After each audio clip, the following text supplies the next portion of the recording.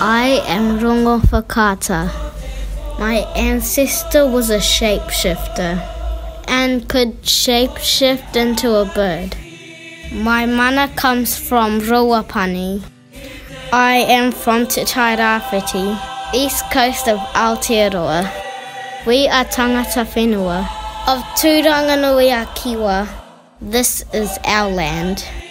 We are Ngāti Maru, Ngai Tāwhiri, and Ngāti Kaipoho.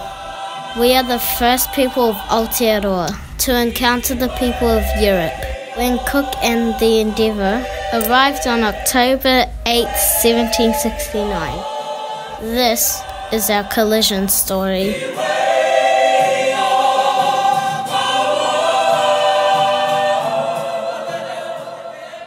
Tifa tifa te pō, ko te pakere whā.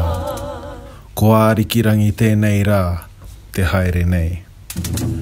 Dark, dark is the night. There is the pakere whā. There is ārikirangi to come. In 1766, Toiroa foretold the arrival of foreigners to our land, a prophecy of a people driven into darkness by strangers. 3 years later, in 1769, Cook and his crew arrived on our shores. The first contact with Rongowhakaata led to bloodshed and murder. Our people were the first to suffer at the hands of these foreigners. This is our collision story. Lieutenant James Cook was a British sailor and one of New Zealand's most celebrated explorers. Cook and his crew arrived here in Turanganui-a-Kiwa on October 8, 1769. The following kōrero is based on his diary. Cook and his crew landed on the banks of the Turanganui River at 4 p.m. Within 30 minutes, they had opened fire and Te Maru was dead. Our whanaunga was the first casualty of the collision. Before they returned to the Endeavour at 6 p.m, crew members Banks and Solander had time to steal our taonga. After only being here for 2 hours, Cook and his crew had trespassed, terrorised, killed and stolen from us. This is our collision story. October 9th, 1769. News of Te Maru's death sent shockwaves across Tūranga. Our rangatira te rātu responded by sending a war party to capture the Endeavour. It was our responsibility to make sure these strangers did not kill anyone else. Cook and his crew were welcomed by a fierce haka. Our tipuna te rākau acted to protect us from their weapons. Cook ordered for him to be executed. Then the crew opened fire on everyone else. They then approached te rākau's body and stole his pouwhenua out of his cold, dead hands. This is our collision story. Day 3. Cook and his crew saw our tipuna and Tuia tried to lure them to their boat. When they tried to get away, Cook ordered shots to be fired. We tried to defend ourselves, throwing what we had in the waka, attempting to jump overboard, anything to escape. 3 of our whanaunga were killed on the spot and others seriously wounded. The surviving 3 young boys, Haurangi, Ikirangi and Marukawati, were kidnapped and taken aboard. They were given alcohol, food and gifts to win them over. The boys were released eventually and dropped on shore near Te Rākau, laying one of the gifts received from the crew over their rangatira, a red serge that would later become a famous war cloak for Rongowhakaata, named Te Hinu o Tuhura. This is our collision story. 11th October 1769. After 3 days of terror, killings, theft, trespass and kidnapping, Cook and his crew decided to leave Turanganui-a-Kiwa.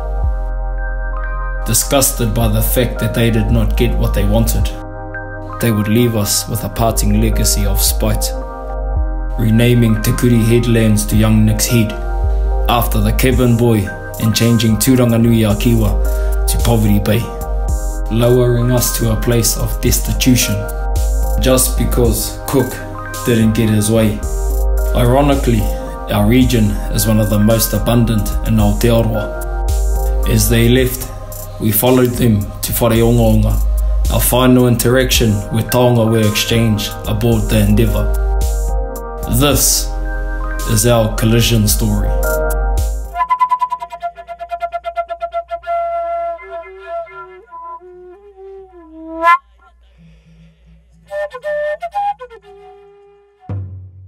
O tupaia e tata horo moana no te whenua e tea. Nora tu mai o ia i te āti ari oi. Wa te puhia o ia i Joseph Banks i te matahiti ho e tawatini e hitu hānere e ono horo maiwa. E wa tere mai rāwa o tuti nani i te paira underworld. E nānei wha i te rātou i te awei e tāpai e i te whenua o te aroa. Wa tai mai o tuti e tāna nau horo pai i tūranga nui a kiwa i te waunu ato pai te matahiti ho e tawatini e hitu hānere e ono horo maiwa. Te rā ai tau tupai ai apa i rātou i te whenua.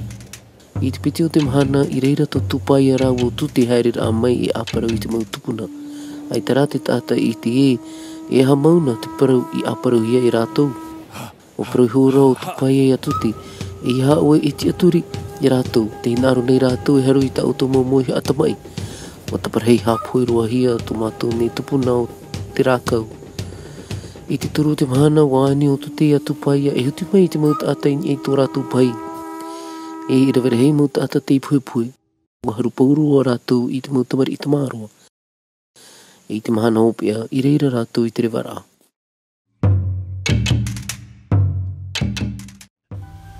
James Cook was hired by the British Royal Society and the British Navy to explore and conquer foreign lands in the name of the Crown. He was told to observe the transit of Venus in Tahiti and to find Terra Australis, the great southern continent. This didn't exist, and Tupaia helped him get here. Cook thought it was fine to kill our tipuna, and here's why. European explorers were guided by the Vatican's doctrine of Christian discovery. The doctrine says that non-Christians, like our tipuna, weren't considered to be human. Therefore, our whenua was empty and up for grabs at any cost.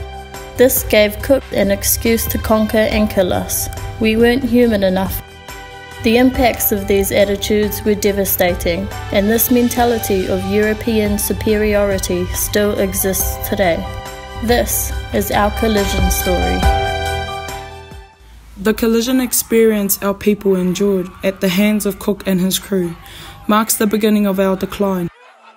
The missionaries arrived in 1814 with a duty to convert our people to God, an attempt to conquer our minds, bodies and land. By 1839, the mission had spread to Kaupapa in the heart of Rongowhakaata. In 1865, our biggest forest estate, Pipi Whākau, was burnt to the ground. Our waterways polluted and our wetlands drained and turned into rubbish dumps.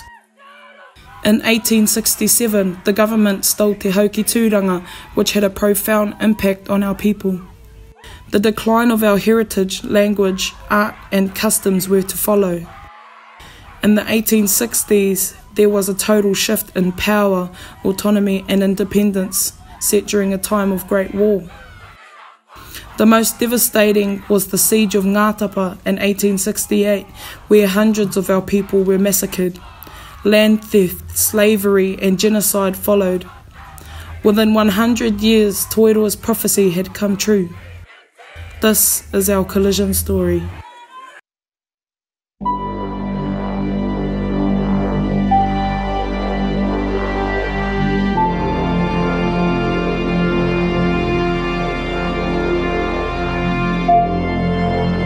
I am Rongowhakaata. This is my voice. Cook's collision in October 1769 marked the beginning of the erasure of my history. Cook and his crew were celebrated, while my tipuna were killed by them. My story has been told time and time again by everyone else, and now I'm telling my story my way. Our whakapapa lives on. Our mana lives on. our voice lives on. The Cook Coalition does not define me. It is but one part of our great history. Knowing my story means to know myself. I want to be great like Huapani.